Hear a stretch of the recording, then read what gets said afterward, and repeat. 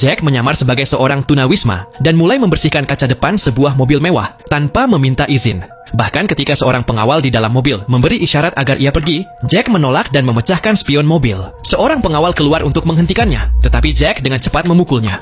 Menyadari ada masalah, pengawal kedua segera keluar, tetapi nasibnya sama. Di dalam mobil, seorang gadis kecil panik dan melompat keluar untuk melarikan diri. Jack segera mengejarnya dan berhasil menyusul, lalu menghadangnya. Ia memaksa gadis itu untuk masuk ke bagasi mobil dan pergi melarikan diri. Dua pengawal pribadi bersenjata dengan mudah dilumpuhkan oleh seorang pria yang tampak seperti tunawisma.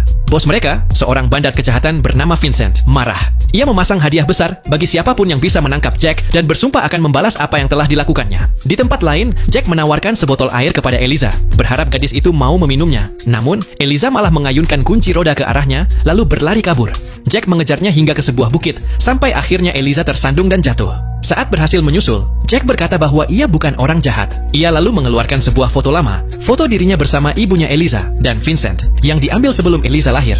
Namun, Eliza tidak mempercayainya. Karena foto saja tidak cukup, Jack lalu mengatakan bahwa ia pernah berjanji kepada ibunya, ia akan menemukan Eliza dan membawanya pergi dari Vincent, apapun yang terjadi. Tetapi tetap saja, Eliza masih tidak percaya dan menolak untuk ikut dengannya. Untuk membuktikan bahwa ia tidak berniat mencelakainya, Jack lalu meletakkan senjatanya di tanah. Ia berkata, Eliza boleh mengambil pistol itu sebagai perlindungan, asal bersedia ikut bersamanya. Begitu Eliza masuk ke dalam mobil, ia langsung menodongkan pistol itu ke arah Jack dan memerintahkannya untuk mengantarnya pulang. Jack menjelaskan bahwa ia tidak bisa karena bensin mereka tidak cukup. Mereka harus berhenti dulu di pom bensin. Untungnya, ada pom bensin di dekat sana. Saat Jack sedang mengisi bahan bakar, Eliza diam-diam membuka pintu dan lari.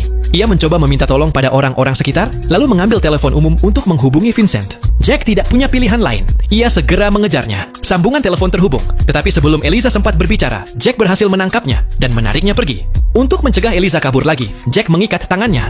Namun, tanpa mereka sadari, seseorang sudah membuntuti mereka. Di dalam mobil, Eliza berontak dan berteriak, tetapi Jack menyuruhnya untuk tenang dan diam. Kesal, Eliza pun berkata, "Siapa kamu? Berani-beraninya menyuruhku begitu?"